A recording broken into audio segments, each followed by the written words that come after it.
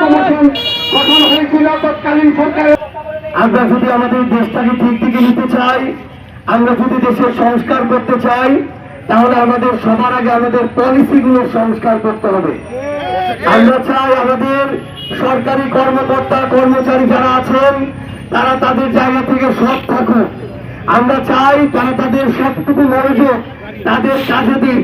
কিন্তু আমরা যখন তাদের জীবন যাপন করার জন্য, তাদের পরিবার চলার জন্য, সন্তান লালন পালন করার জন্য আজকের এই 2026 সালে দাঁড়িয়ে যতটুকু ন্যূনতম খরচ তার প্রতিদিনের প্রতি মাসের জীবিকা নির্বাহের জন্য প্রয়োজন, ততটুকু যখন আমরা তাদেরকে নিশ্চিত করতে পারি না, তখনই তাদেরকে অন্য পথ বেছে নিতে হয়।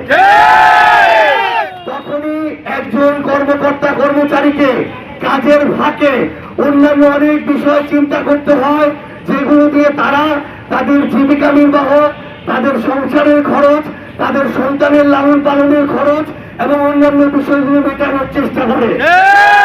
আমরা যদি আমাদের সরকারি কর্মকর্তা কর্মচারী যারা আছেন তাদেরকে এই প্রজাতন্ত্রের সেবায় তাদের সর্বোচ্চটুকু চাই, তাদেরকে যদি আমরা সৎভাবে দায়িত্বশীল ভাবে পেশাদারিত্বের সাথে আমরা আমাদের সার্ভিসে চাই, তাহলে তাদের যতটুকু প্রাপ্য সেটুকু কিন্তু আমাদের নিশ্চিত করতে হবে।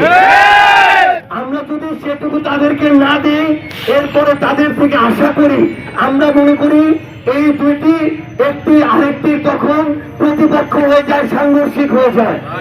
আমরা স্পষ্ট করে আমাদের জায়গা থেকে এবং আমি জাতীয় নাগরিক পার্টি এনসিপির পক্ষ থেকে আমাদের এই ভাইদের বোনদের পে স্কেল সংক্রান্ত যে যৌক্তিক দাবি, সেই যৌক্তিক দাবির সাথে আমরা একসাথে একাত্মতা ঘোষণা করছি। এবং আমরা স্পষ্ট করে একটা জিনিস বলতে চাই, স্বাধীনতার পরে যে ধরনের পে স্কেল ছিল, আজকে 26 সালে দাঁড়িয়ে যে ধরনের পে স্কেল এবং বেতন কাঠামো, এটা দিয়ে বাংলাদেশের কোন মানুষ সুস্থ স্বাভাবিকভাবে জীবনযাপন করতে পারে না।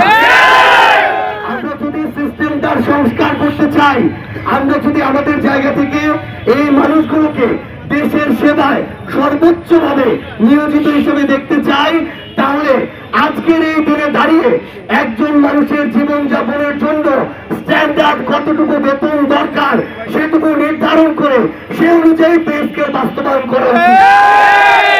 তারপরে সর্বনিম্ন হিসেবে যেটি সংস্কারের মাধ্যমে বর্তমানে নির্ধারণ করা হয়েছে, আমরা মনে করি সেটুকু যদি হয় তাও সেটা মন্দের একটা ভালো হবে।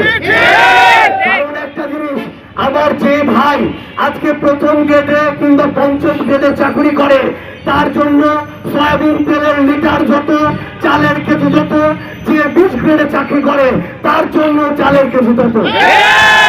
তাহলে আমাদের বেতনে, জীবন ধারণে ওই বিষয়গুলো মাথায় রেখে প্রথম গ্রেড থেকে 20 গ্রেড পর্যন্ত সেভাবে সবার বেতন এবং পে স্কেল নির্ধারণ করা উচিত।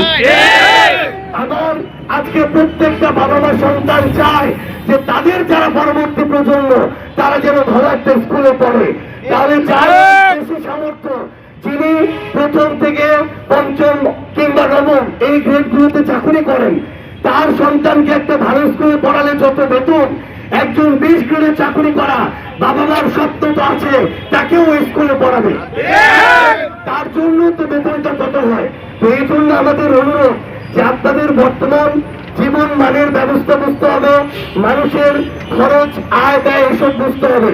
এসব বুঝিয়ে বর্তমানে যেটি ড্রাফট করা হয়েছে সেটা যেন এই অন্তর্বর্তীকালীন সরকারের মাধ্যমেই এটা পাস হয়।